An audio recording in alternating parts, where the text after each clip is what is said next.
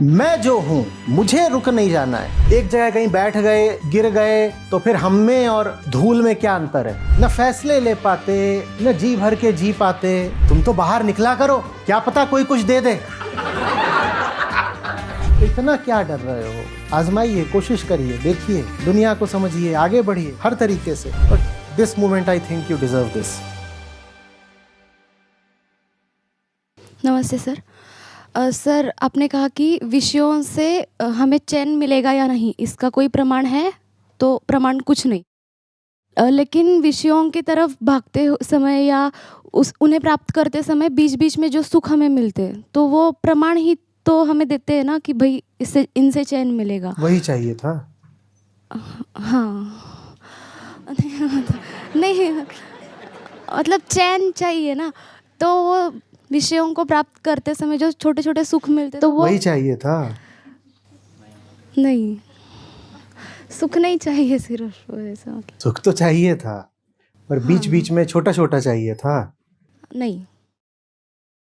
और सर ये भी लगा कि अगर विषयों से चैन मिलने ही वाला नहीं तो प्रमाण भी क्यों मांगे ना, मतलब समय लगा रहे हो ना, ऊर्जा लगा रहे हो। हम परिभाषित करते हैं दुख को कि प्राप्ति में सुख है, तो जब तक प्राप्ति नहीं हुई है तो क्या है? दुख है। तो सुख तो एक घटना होती है जब मिल गया, और मिलने से पहले फिर हमने परिभाषा में ही क्या बोल दिया है कि क्या है? दुख है। तो इतना दुख कोई हमसे कह रहा है कि झेलो, तो उससे प्रमाण नहीं मांगे? तो हमसे इतनी बड़ी कीमत अदा करने को बोल रहा है, कह रहा है इतना सारा दुख झेलो, 2 साल मेहनत करो, फिर वो चीज मिलेगी जिससे सुख है। और सुख का क्या होगा ये तो पता नहीं, पर 2 साल की मेहनत में दुख बहुत है, क्योंकि हमने सुख की परिभाषा ही दी है कि वो तभी है जब विषय मिल जाए। अगर सुख तभी है जब विषय मिल जाए, तो जब तक मिला नहीं तब तक दुख है। इतना सारा दुख हमसे झेलने को बोल रहे हो, भाई कुछ प्रमाण दे दो कि इतनी कीमत चुकाने पर हमें मिलेगा क्या, या बस अंधे होके तुम्हारी बात मान लें?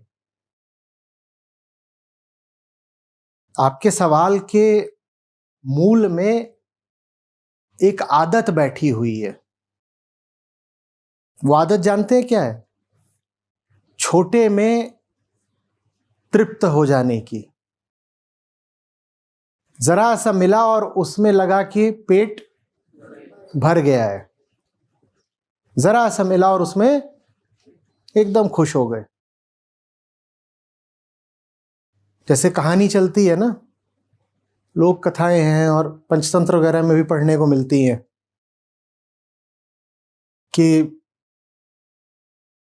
चील का बच्चा था और किसी वजह से वो कौओं के साथ पला बढ़ा, बड़ा हुआ। तो उसने कौओं की तरह ही काँव काँव करना सीख लिया। अब पूरी तरह कर भी ना पाए काँव काँव, कौओं की तरह ही उसने नीची उड़ान भरना सीख लिया, और कौओं की तरह ही उसने गंदगी में चोंच मारना सीख लिया। और ये तब तक चलता रहा जब तक एक चील ने आकर उसको जबरदस्ती उड़ान भरने पर मजबूर नहीं कर दिया।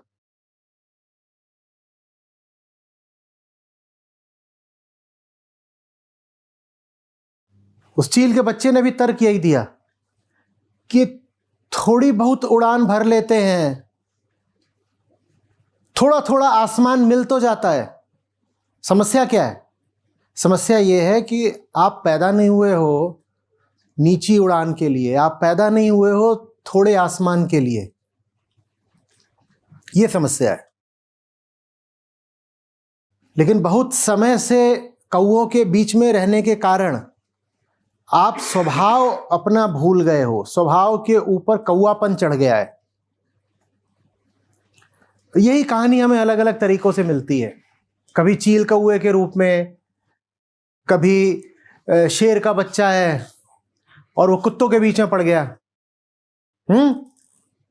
शेर का बच्चा है, वो कुत्तों के बीच में अपना पला बढ़ा, या भेड़ियों के बीच में, या गीदड़ों के बीच में। और सब में यही रहता है कि जब तक आपको कोई वैसा ही नहीं मिल जाता जो होने के लिए आप पैदा हुए हो, तब तक विस्मृति छाई रहती है। वास्तव में विस्मृति नहीं है, झूठा ज्ञान है। शेर सोच रहा है कि वो कुत्ता है, और कुत्ता बने रहने में उसको सामाजिक स्वीकृति मिल गई है, क्योंकि आसपास सब कुत्ते ही कुत्ते हैं। तो वो जो कर रहा है कुत्तों का, उसको अनुमोदन मिल जाता है। कुत्तों से भिन्न कुछ करेगा तो कुत्ते आपत्ति और करेंगे। कुत्ते बोलेंगे हम ही ने तुझे पाल पोस कर बड़ा करा, और अब तू बड़ा हो गया है, तेरा कद थोड़ा हमसे ज्यादा निकल आया है, तो कह रहा है मैं कुत्ता नहीं हूं। तू कुत्ता नहीं है तो हमारे बीच में क्यों इतने दिन तक पड़ा रहा, क्यों हमारी खाता रहा? बात समझ रहे हो ना? और दहाड़ दे शेर तो कुत्ते कहेंगे ये देखो बेसुरे को गला खराब है इसका, आओ तुमको संगीत सुनाए। बोलो भां।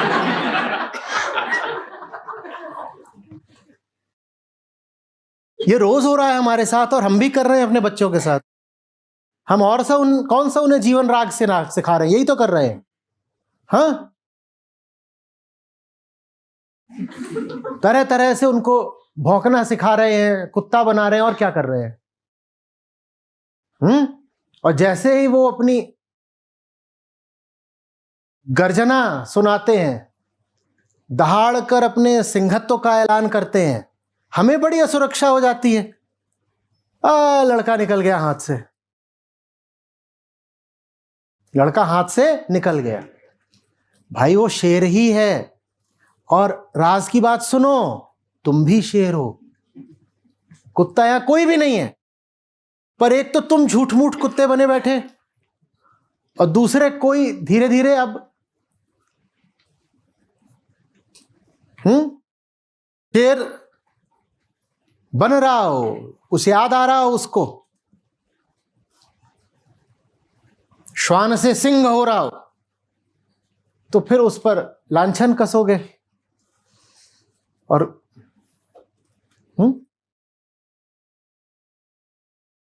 बड़ा अजीब लगता है ना, आदत पड़ जाती है, छोटी चीज की आदत पड़ जाती है। चलिए आपको एक प्रयोग से याद दिलाता हूं, आपको खुद ही सिद्ध हो जाएगा।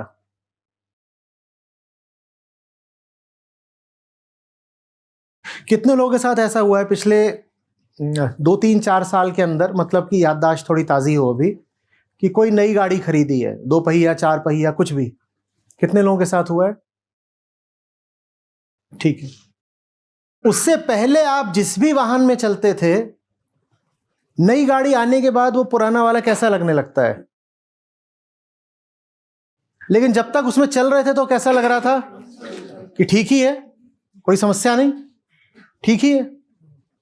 समझ में आ रही ना बात?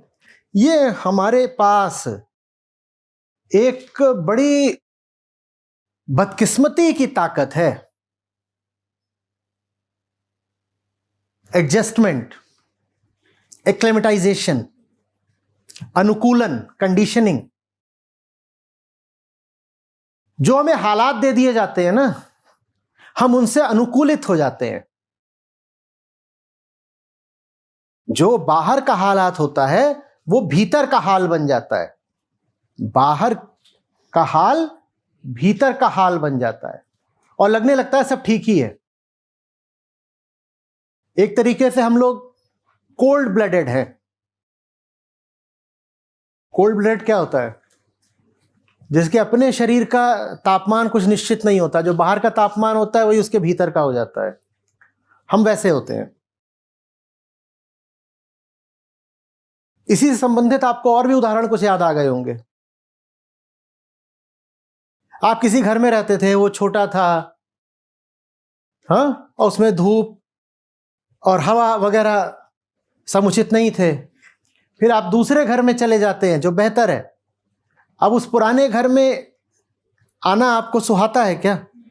पर जब तक उस पुराने घर में थे तो काम चल ही रहा था। और बल्कि कई बार आपने अपने आप को टोका होगा कि यहाँ वापस कि नए की जरूरत क्या है, नए की जरूरत क्या है, काम चल तो रहा है, क्या समस्या हो गई? समस्या होनी चाहिए, समस्या होनी चाहिए। जिंदगी में अगर कोई समस्या ही नहीं है तो आप जिंदा कहां हो ये बताओ? फिर तो जो चल रहा है वही ठीक है। फिर तो जिंदगी की जगह अगर मौत चल रही है तो मौत भी ठीक है, फिर आप जिंदा कहां हो? फिर तो मौत भी ठीक है ना।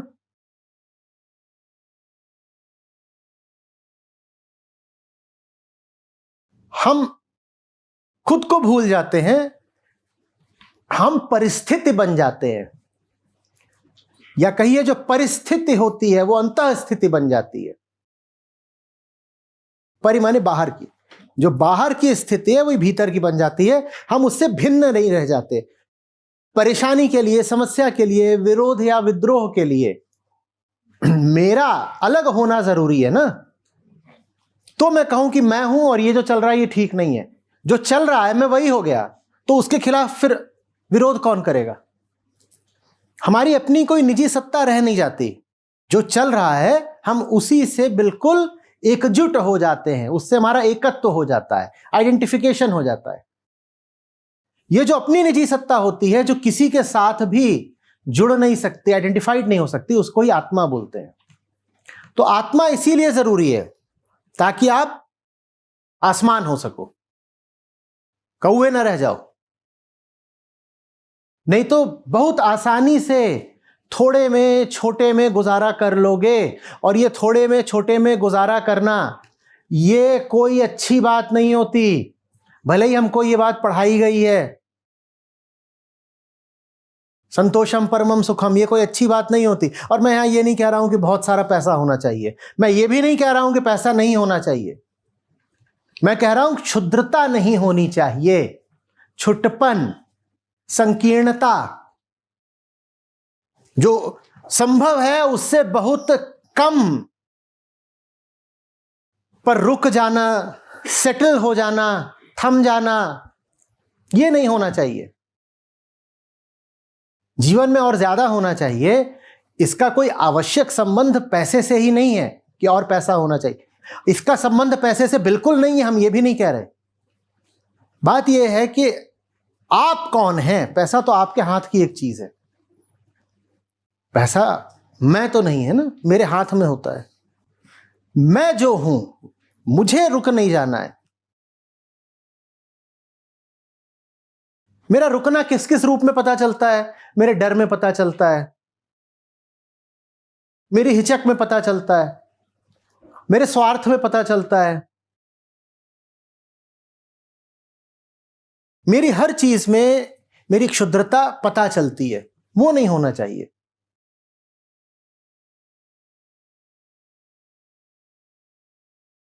तो जीवन मिला ही किस लिए? लगातार अपने आप को चुनौती देने के लिए,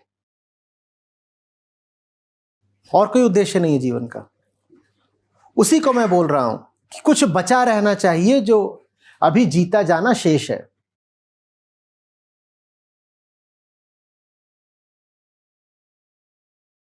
एक जगह कहीं बैठ गए, गिर गए, तो फिर हम में और धूल में क्या अंतर है?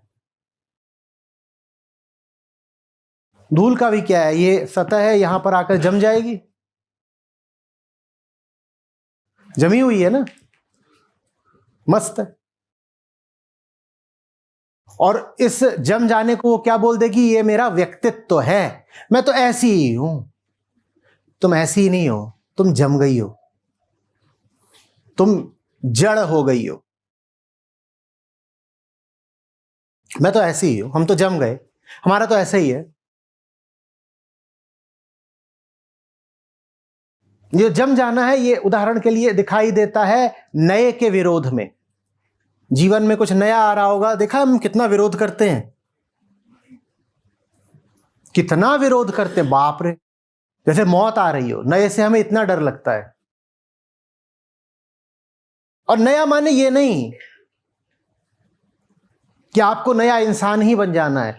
छोटी छोटी चीजों में भी जो नयापन होता है हम उससे पीछे हटते हैं। हम कहते हैं जो चल रहा है चलने दो, जो चल रहा है चलने दो। अच्छा, मैं उदाहरण देता हूं आपको। आप किसी थोड़े ठीक ठाक रेस्टोरेंट में खाना खाने जाते हैं, वो आपको मेन्यू कार्ड देता है आपके टेबल पर, उसमें 6 पन्ने होते हैं।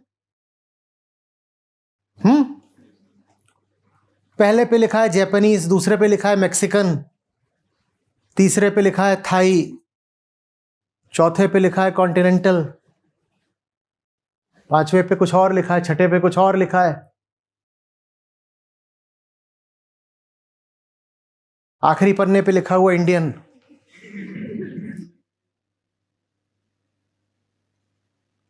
ठीक है, इंडियन अच्छा बढ़िया खाना, कोई दिक्कत नहीं। इंडियन में आधे पन्ने पे लिखा हुआ है नॉर्थ इंडियन, नीचे लिखा हुआ है साउथ इंडियन, कोई समस्या नहीं, हम मंगा सकते हैं। मैं पूछ रहा हूं जो बाकी पन्ने हम उन्हें पढ़ते भी हैं क्या?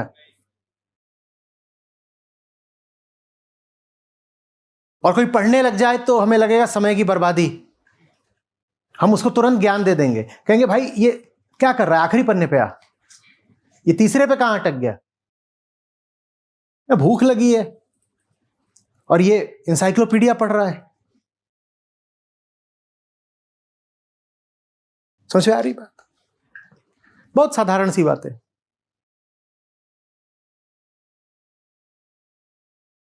कपड़े,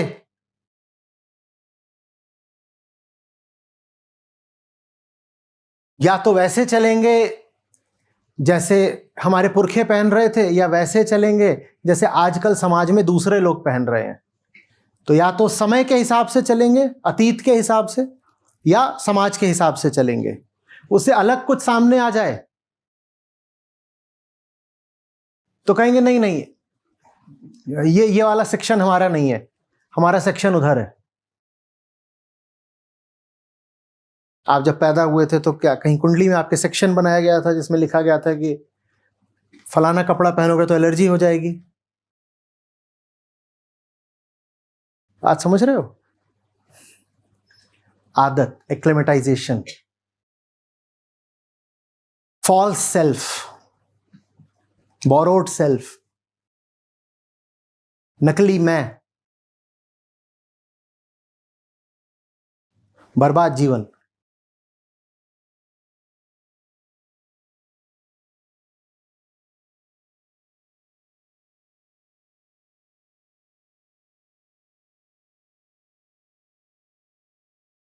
कम से कम भारत जैसी जगह को बहुत सारा सृजनात्मक विध्वंस चाहिए, क्रिएटिव डिस्ट्रक्शन।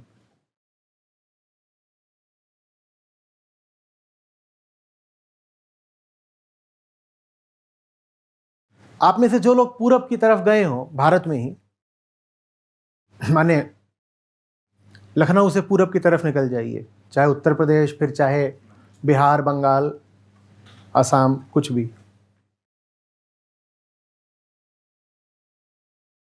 तो जिन्होंने हमारे मोहल्ले देखे हैं और तंग गलियां देखी हैं, वो बहुत अच्छी तरह जानते हैं कि इनको सुधारा नहीं जा सकता,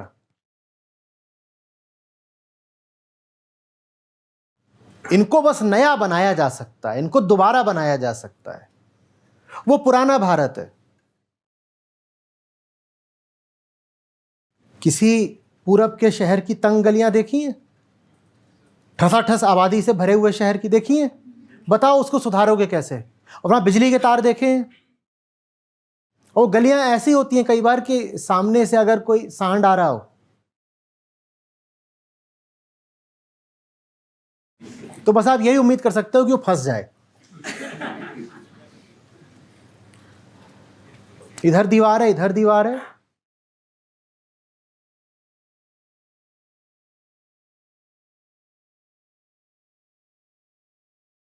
लेकिन जो वहां रहते हैं वो अभ्यस्त हो गए, वो कह रहे हैं यही तो है।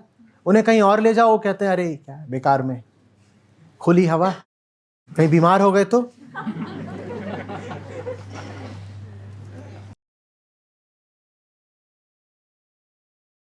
समझ रहे बात को? जैसे हम भीतर से हैं वैसे ही हमारा संसार हो जाता है।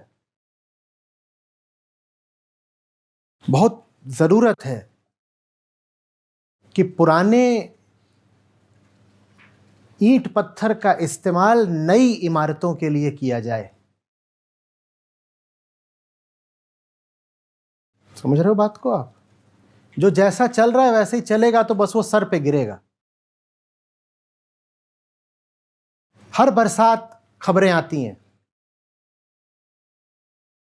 कि ढह गया।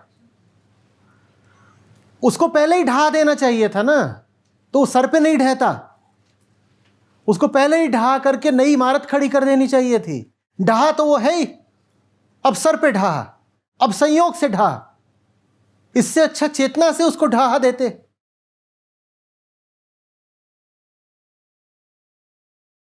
समझ रहे हो बात को? हम यहां पर बातचीत के लिए नहीं इकट्ठा होते हैं, सिर्फ जीवन को बदलना होगा। और जीवन का बदलाव कोई एब्स्ट्रैक्ट बात नहीं होती है। जीवन का बदलाव वो हमारे दैनिक क्रियाकलापों में दिखाई देना चाहिए।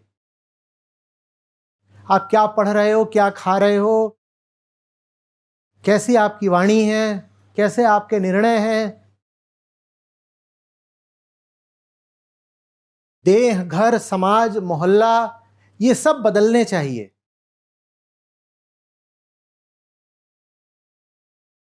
और जिस चीज से बहुत बच के रहिए वो वही जो प्रश्न में झलक रही थी चीज, थोड़ा बहुत सुख,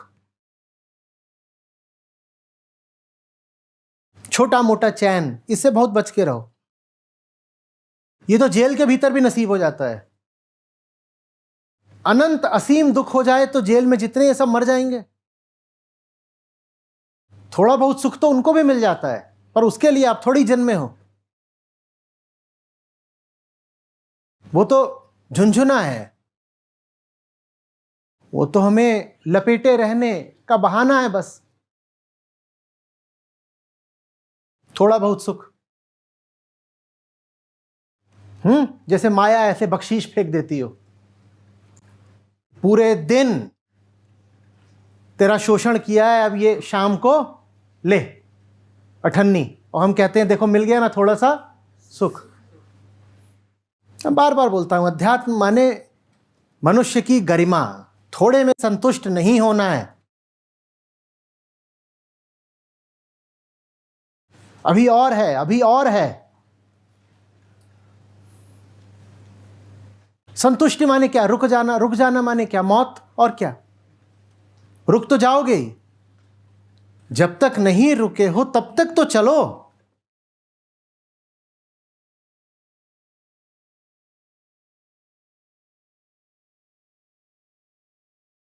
न फैसले ले पाते, न जी भर के जी पाते।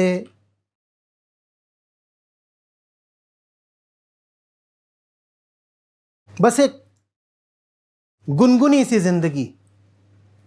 ये भी नहीं कि जम ही जाओ, जमे भी नहीं और भाप भी नहीं हुए। न ठंडक है न उबाल है।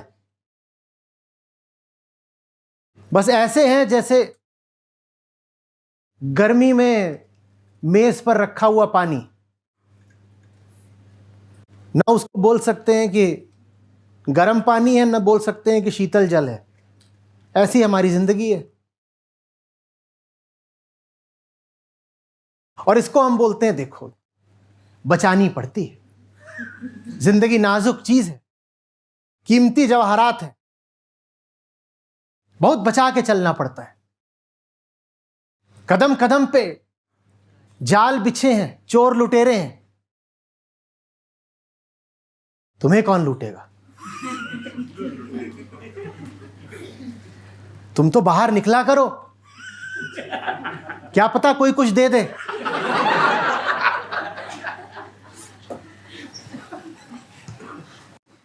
पर जितने ऐसे होते हैं कि निकले तो उनको देख के लोगों का पुण्य करने का मन हो जाए, उनको सबसे ज्यादा डर होता है कि नहीं, जरूर ठगने आया है,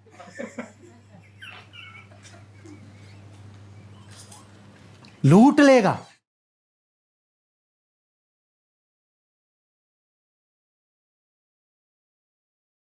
कुछ नया मत आजमाना, बड़ा नुकसान हो जाएगा। हमारा क्या नुकसान होगा?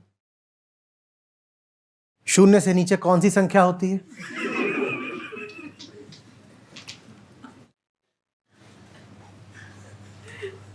हैं?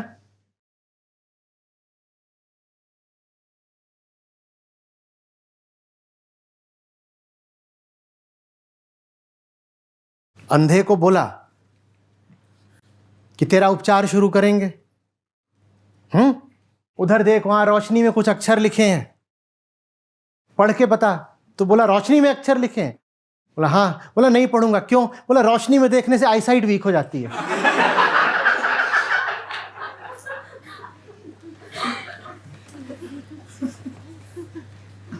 ये तो हमारा हाल है।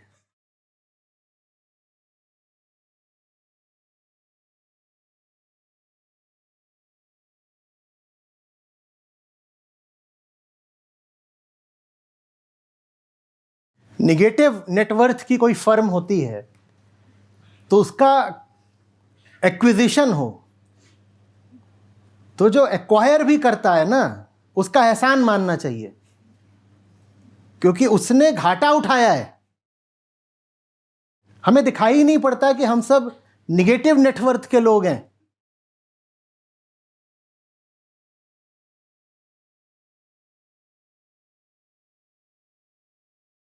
समझ में आ रही है बात?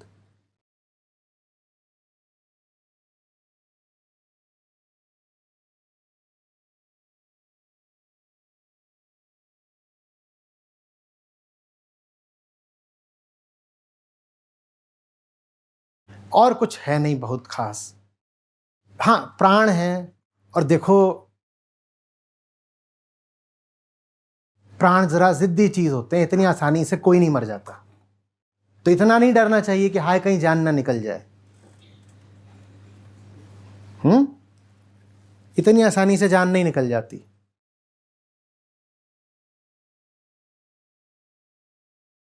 भारत में तो ऐसा रहा है कि लोग टंगे ही रहते हैं, टंगे ही रहते हैं। हाँ, 95 का हो गया, कुछ हो गया, फिर उसको बोल रहे हैं अरे इनको मुक्ति नहीं मिल रही है। फिर गांव का पंडित आके बोलता पुराने पाप थे, जब तक कटेंगे नहीं तब तक ये मुक्ति नहीं पाएंगे। तो इतना क्या डर रहे हो? मौत भी इतनी आसानी से नहीं सबको नसीब होती, और बाकी कुछ है नहीं हमारे पास। तो आजमाइए, कोशिश करिए, देखिए, दुनिया को समझिए, आगे बढ़िए हर तरीके से। और उसके लिए अगर पैसा जरूरी है तो पैसा भी कमाइए।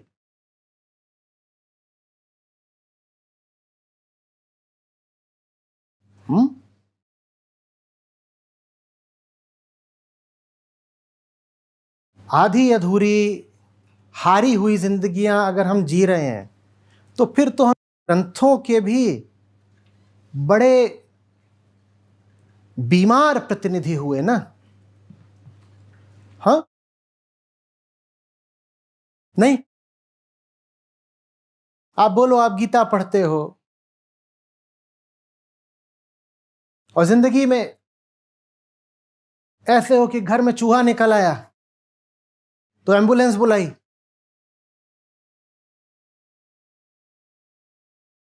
ट्रॉमा हो गया था।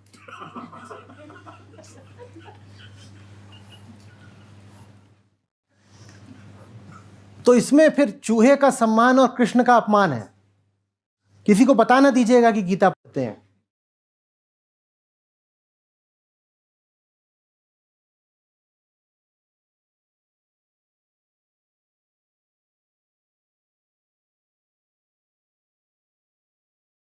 और लोग अगर हटे हैं विजडम लिटरेचर से, जो ऊंची से ऊंची बात उपलब्ध रही है उससे पीछे हटे हैं, तो उसकी वजह यही है कि उन्होंने देखा कि जो लोग इनको दिन रात पढ़ने का दावा करते थे वो कैसे हैं। वो खुद अगर कमजोर हैं और डरे हुए हैं तो हम क्यों जाएं इनकी ओर? आप गीता श्रृंखला में साथ हैं। आपका जीवन ऐसा होना चाहिए कि आपको अपने ऊपर नाज रहे।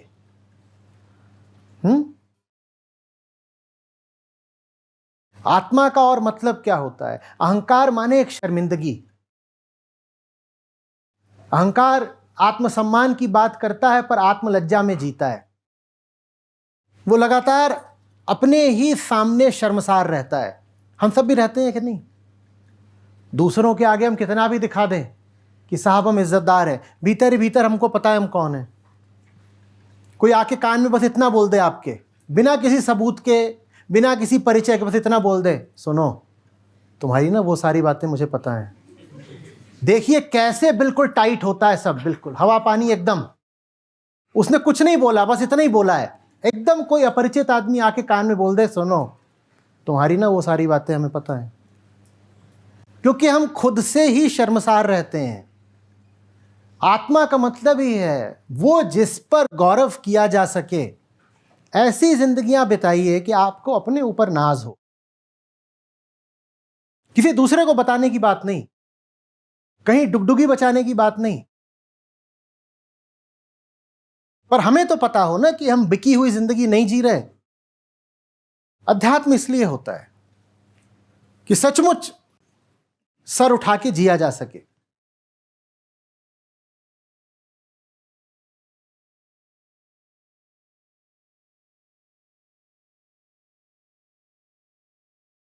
थोड़ा थोड़ा, छोटा छोटा,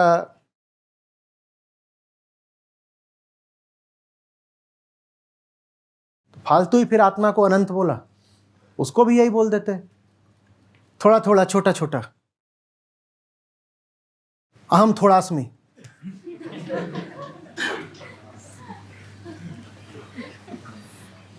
बोलो कैसा लग रहा है? अहम छोटास्मि, अहम गढ़ास्मि, कैसा लग रहा है?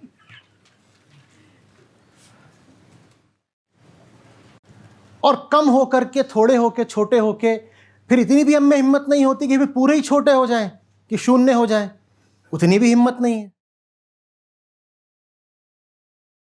इत्तू सा, ये इत्तू सा जो है ना, ये बड़ी समस्या है।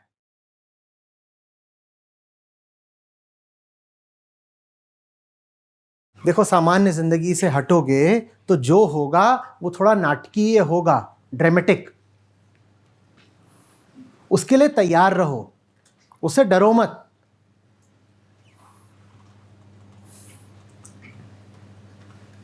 ये मत कहो कि अरे मेरी लाइफ बड़ी एबनॉर्मल हो गई है। उसे एबनॉर्मल नहीं बोलते, उसे ड्रामेटिक बोलते हैं। और अगर सही अर्थों में ड्रामेटिक है तो फिर उसको हीरोइक बोलते हैं।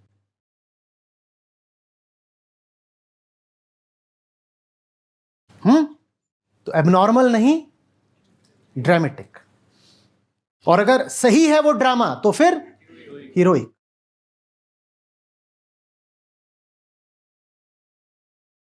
हमारे भीतर जो हीरो, जो नायक छुपा हुआ है, उसको जगाना ही कृष्णों का काम है। वो इसलिए थोड़ी होते हैं कि आप उनके सामने सर झुकाएं।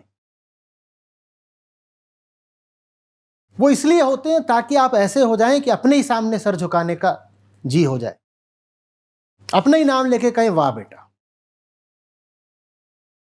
बहुत कम मौके आते हैं जब हम तेरी इज्जत कर पाते हैं, but this moment I think you deserve this. मन नहीं करता ना अपने आप को सैल्यूट करने का?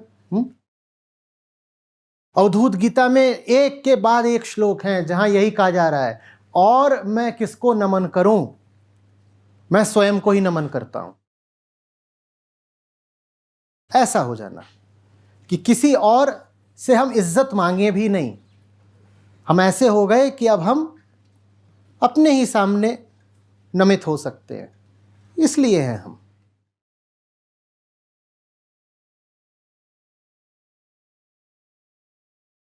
सब कुछ बचा बचा के एक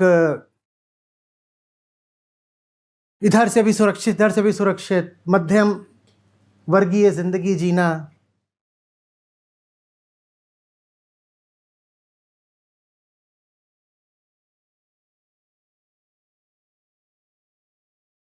ये खेल ठीक नहीं है। हम्म।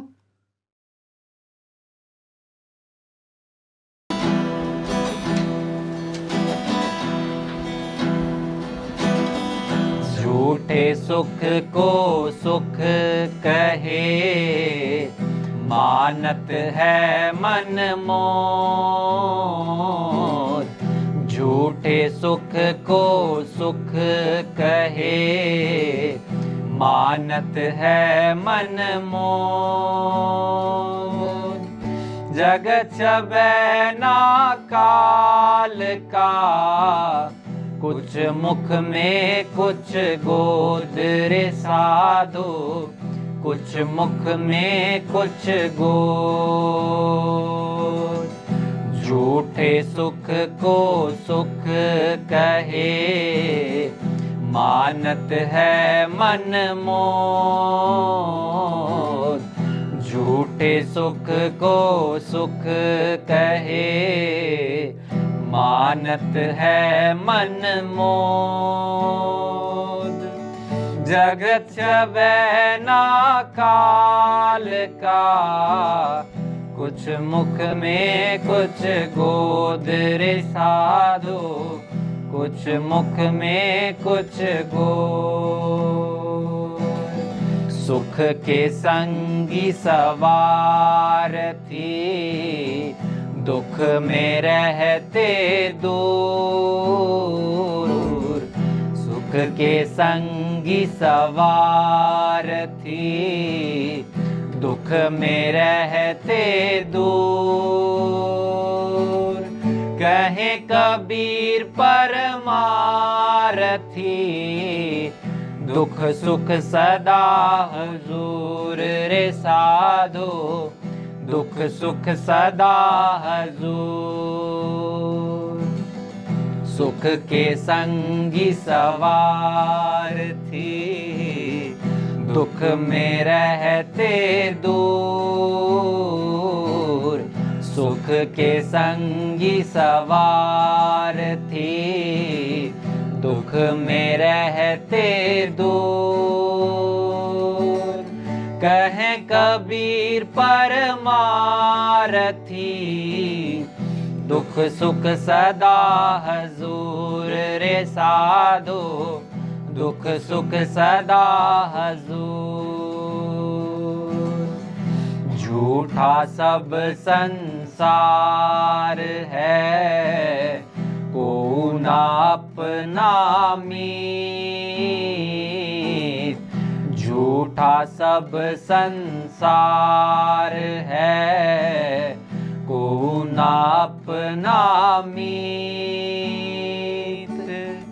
राम नाम को जानी ले, चले सो भौजल जीत रे साधो, चले सो भौजल जीत।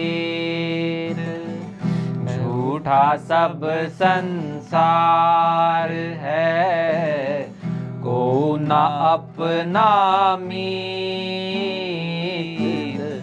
झूठा सब संसार है, को ना अपना मीत। राम नाम को जानी ले, चले सो भौजल जीत रे साधो, चले सो भौजल जीत।